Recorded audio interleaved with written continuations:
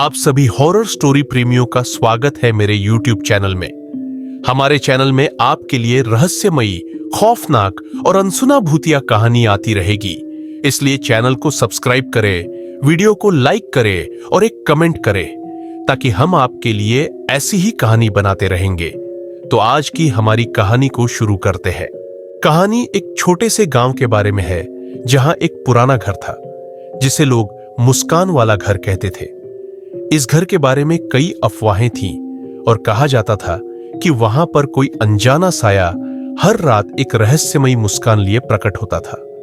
उस मुस्कान में ऐसा डर था कि जिसने भी उसे देखा वो कभी भी उस मुस्कान को भूल नहीं सका।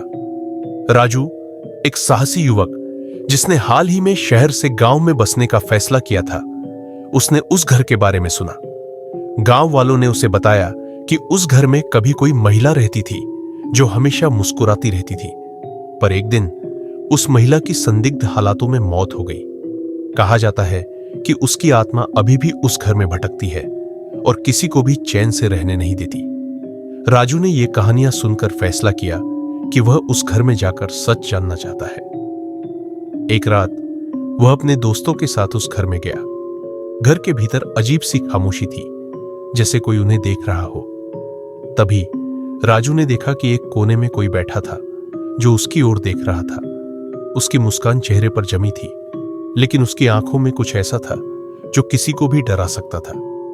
राजू और उसके दोस्त भाग खड़े हुए, लेकिन राजू की जिज्ञासा शांत नहीं हुई।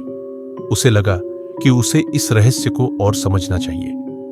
अगले दिन वह अकेले ही उस घर में गया। इस बार वह अंदर गया और एक कमरे में उस महिला की पुरानी तस्वीर देखी।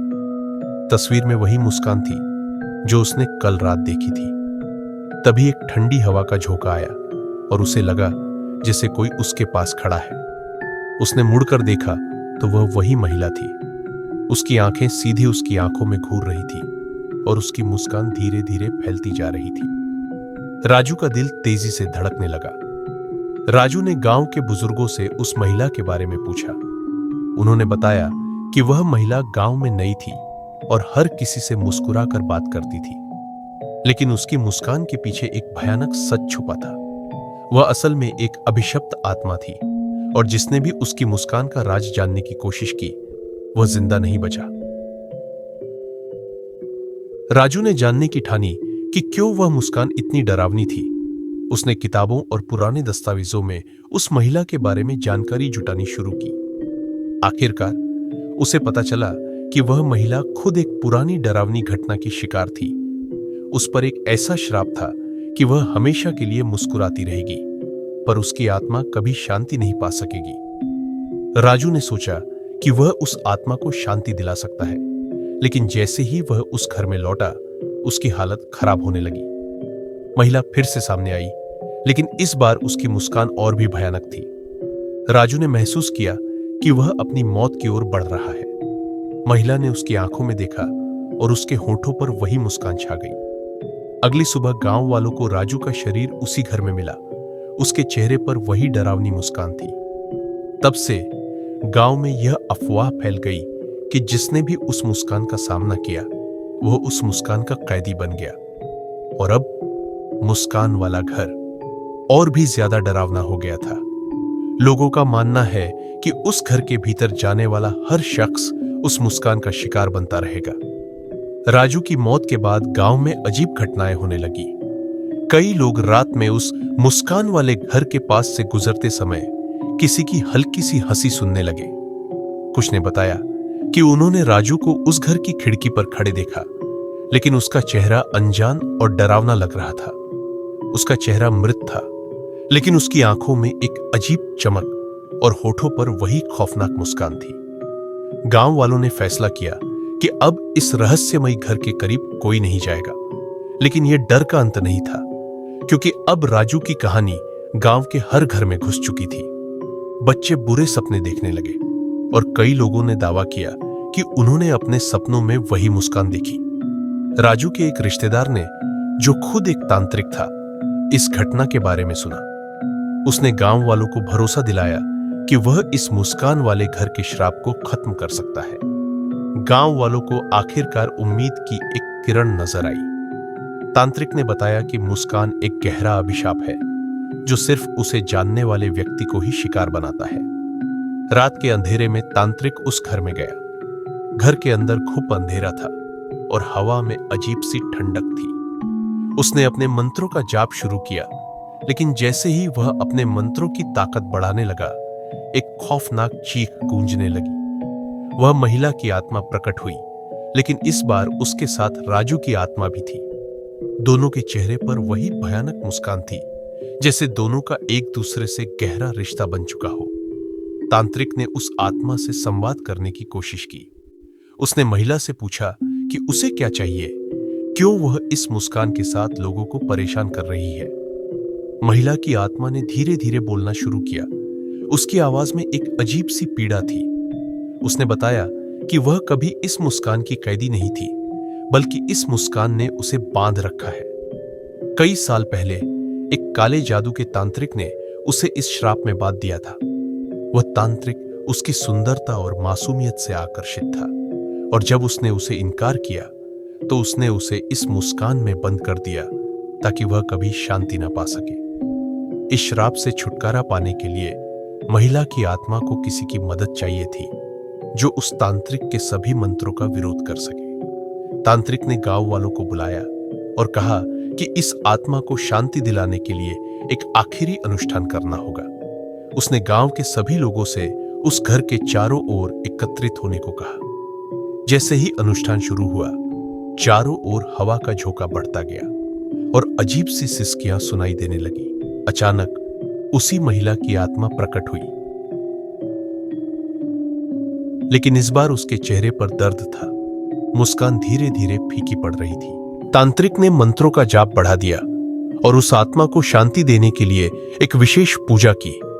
अचानक एक तेज चमक हुई और महिला की आत्मा ने एक आखिरी बार गांव वालों की ओर देखा।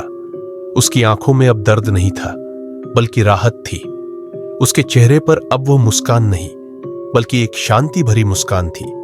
और उसके साथ ही राजू की आत्मा भी धीरे धीरे शांत होकर गायब हो गई। उस दिन के बाद से उस घर से किसी भी तरह की अजीब आवाजें या साए नहीं देखे गए। गांव वाले समझ गए थे कि मुस्कान का अभिशाप खत्म हो चुका है। उस महिला की आत्मा और राजू की आत्मा को आखिरकार मुक्ति मिल चुकी थी। गांव में धीरे धीरे जीवन सामान्य हो गया, लेकिन लोगों ने उस घर को हमेशा के लिए खाली छोड़ दिया। उस दिन के बाद कोई भी उस मुस्कान का नाम नहीं लेता, लेकिन हर कोई जानता है कि वह मुस्कान एक चेतावनी थी कि कभी कभी अतीत में छिपे रहस्यों को जानना उतना ही खतरनाक हो सकता है जितना किसी डरावने सपने को सच बनाना। कुछ महीनों बाद गांव में सब कुछ सामान्य लगने लगा।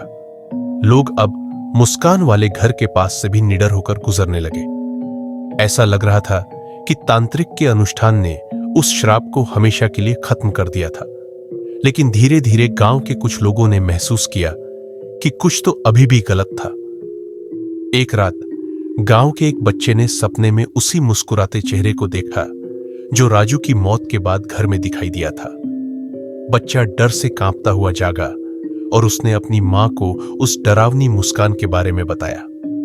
पहले तो उसकी मां ने इसे एक बुरा सपना समझा, लेकिन जब गांव के अन्य बच्चों ने भी उस मुस्कान का अनुभव करना शुरू किया तो लोगों में डर वापस लौटने लगा। धीरे धीरे लोगों को एहसास हुआ कि मुस्कान का श्राप अभी भी गांव में फैला हुआ है। अब यह श्राप बच्चों पर ज्यादा असर कर रहा था। हर बच्चा उस मुस्कान वाले चेहरे को अपने सपनों में देख रहा था। किसी के होंठ हिलते थे, किसी के कानों में फुसफुसाहट सुनाई देती थी, और उन बच्चों के चेहरे पर भी धीरे धीरे वही मुस्कान आ रही थी जो राजू के चेहरे पर आखिरी बार देखी गई थी। बच्चों के माता पिता घबरा गए और उन्होंने फिर से उस घर के पास न जाने का फैसला कर लिया।